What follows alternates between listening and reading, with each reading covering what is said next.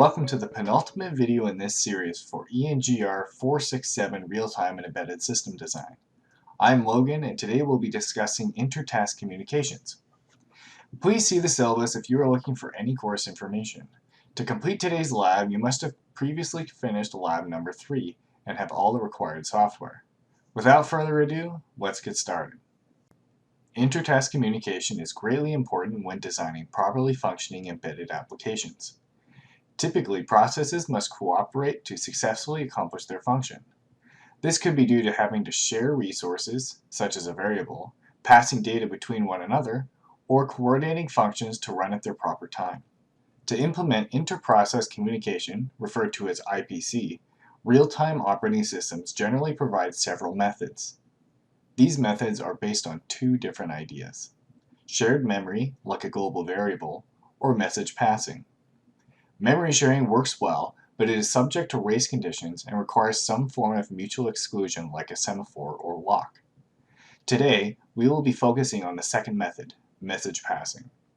The proper method of message passing is dependent on the operating system you are using.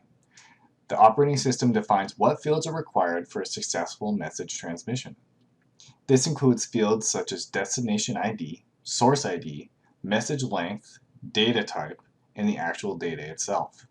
Shown here in this image is a typical message passing process between two tasks. A message queue is used as an intermediary step between the two tasks.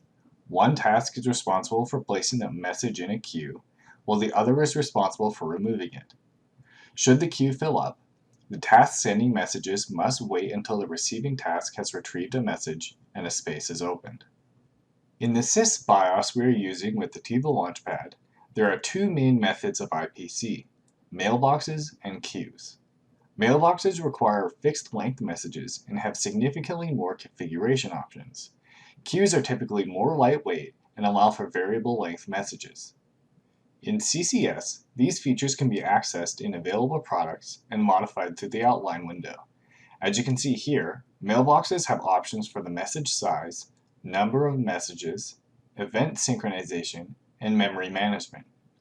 Queues, on the other hand, have no options except for specifying the handle. Work through the lab procedure and make sure to read each step closely. You'll be adding a number of new statements in your main.c code, and position of these lines matters within their functions. We are attempting to blink the LEDs in sequence using IPC. Completion of part 1 should give you a rather strange flashing pattern, such as what I'm showing you now. Consider what you're seeing and try to figure out why it is that way. Part 2 further complicates our program by adding a queue, but fixes the problem you see in part 1. The sequence of colors will change depending on how you've defined your priorities. You may have noticed the startup sequence of the LEDs is odd, with it seeming erratic for the first few seconds. Come up with a reason for why this happens and add it to your lab report. Have a good week, and see you in the final video.